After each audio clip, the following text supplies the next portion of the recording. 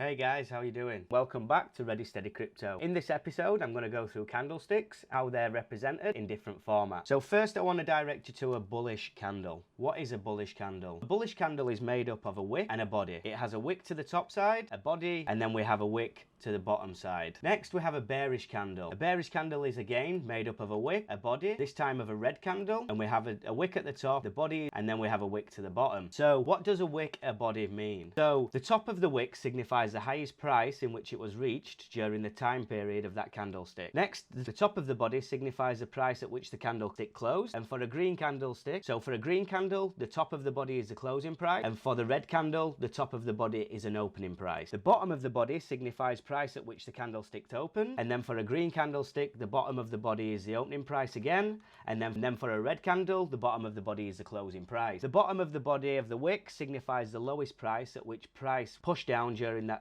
period of time. The bottom of the wick signifies the lowest price that was reached during the time period of that candlestick. So that's just a quick representation of what candlesticks are and what the terminology behind the wicks and the bodies are. Next I want to direct you to this little graph that I have here. So I'm just going to show you here what a candlestick is made up of over a set period of time. 4-hour candlestick, that's going to be broken down into 1-hour candles.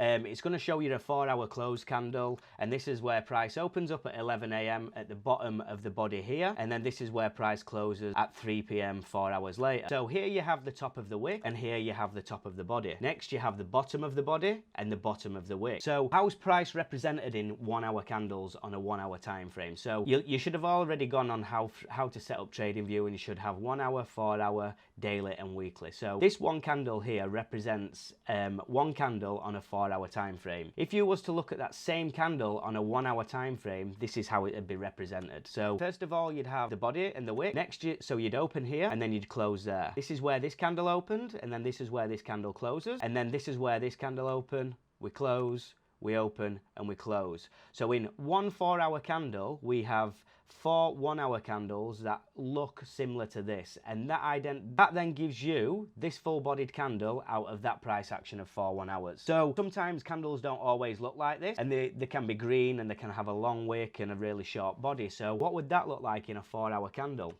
So in a 4-hour candle, you'd have a 1 long hour body. Next, you'd have price pushed all the way to the top of the body in the 2nd hour, before then coming back down and being rejected and closing at the halfway point.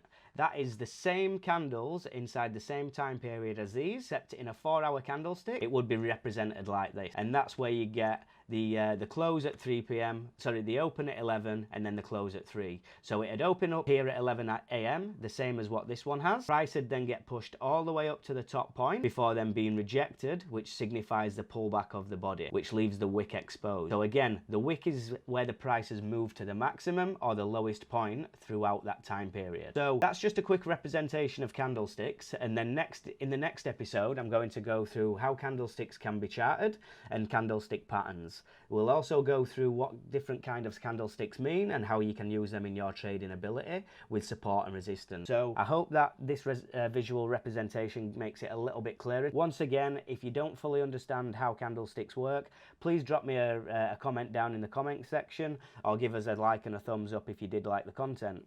If you do like the content, feel free to subscribe to all our channels across all our social media platforms. I'll be back with another episode later. Thanks for watching.